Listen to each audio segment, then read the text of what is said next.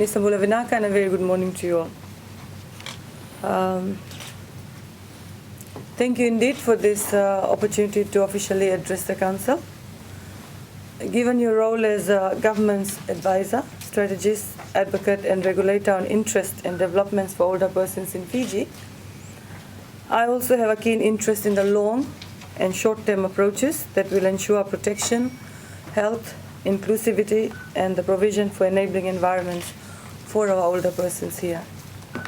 At the offset, I wish to acknowledge the Council's achievement within the last 2 years, and I commend you all as you become part of the pioneers to assist in coordinating activities to elevate the level of services and care for Fiji's older persons. I am also pleased to know that the Council has a strategic framework in place to inform activities and priorities of the Council.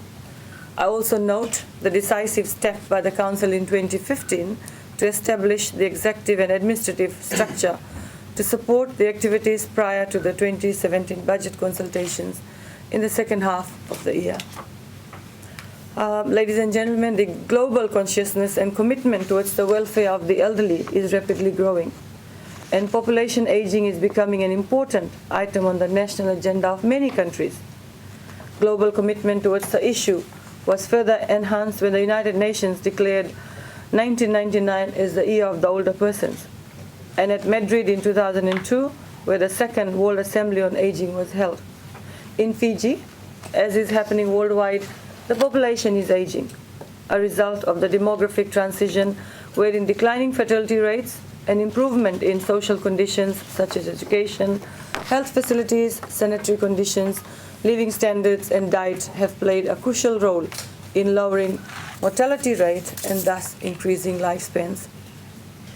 Fiji's portion of the population of 60 years and older represents a smaller number compared to many developing countries.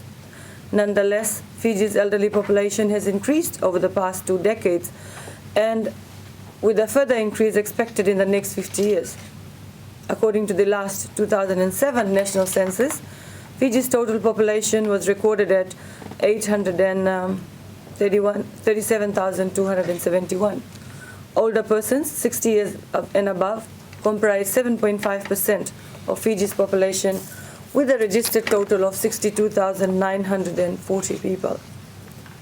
The government's commitment to older persons is protected under Fiji's 2013 Constitution. That is the Bill of Rights that provides every Fijian with socio-economic rights that include rights to education, economic participation, to work and a just minimum wage, reasonable access to transportation, housing and sanitation, adequate food and water, to social security schemes, and moving on to health, freedom from arbitrary evictions, and to environmental rights.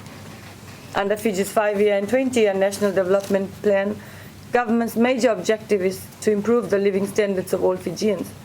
This is attainable through fair and efficient delivery of social services.